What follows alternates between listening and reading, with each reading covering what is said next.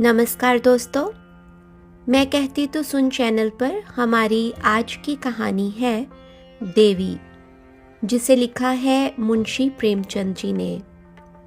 आए सुने यह बेहद प्रेरणादायक कहानी आप सबकी प्यारी अरु की आवाज में। रात भीग चुकी थी। मैं बरामदे में खड़ा था। सामने अमीनुद्दौला पार्क नींद में डूबा खड़ा था। सिर्फ एक औरत एक तकियादार बेंच पर बैठी हुई थी।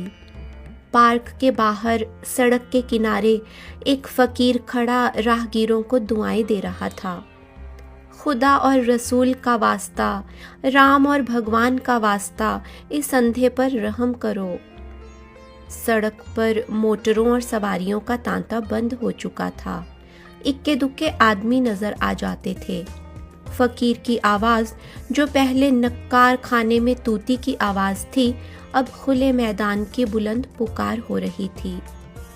एकाएक वह औरत उठी और इधर उधर चौकन्नी आंखों से देखकर फकीर के हाथ में कुछ रख दिया और फिर बहुत धीमे से कुछ कहकर एक तरफ चली गई। फकीर के हाथ में कागज का टुकड़ा नजर आया, जिसे वह बार बार मल रहा था। क्या उस औरत ने यह कागज दिया है? यह क्या रहस्य है? उसे जानने के कौतूहल से अधीर होकर मैं नीचे आया और फकीर के पास खड़ा हो गया। मेरी आहट पाते ही फकीर ने उस कागज के पुर्जे को 2 उंगलियों से दबाकर मुझे दिखाया। बोला, बाबा देखो यह क्या चीज है। मैंने देखा 10 रुपए का नोट था। बोला, 10 रुपए का नोट है, कहाँ पाया?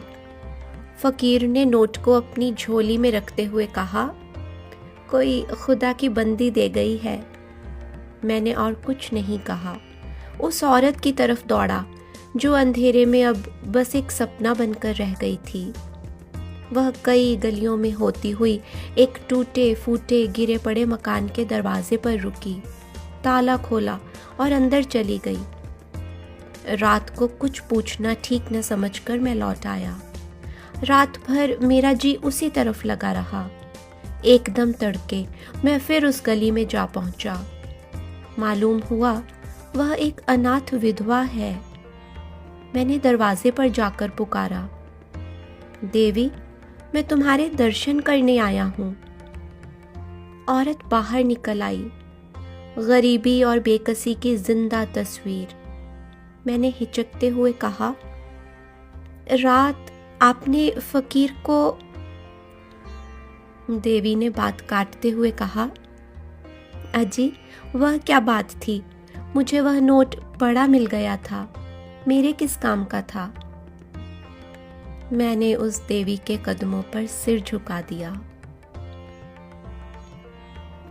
धन्यवाद दोस्तों। उम्मीद है यह लघु कथा आप सबको पसंद आई होगी। इसी तरह की और भी खूबसूरत प्रेरणादायक कहानियाँ सुनने के लिए हमारे साथ जुड़े हमारे चैनल को सब्सक्राइब करके।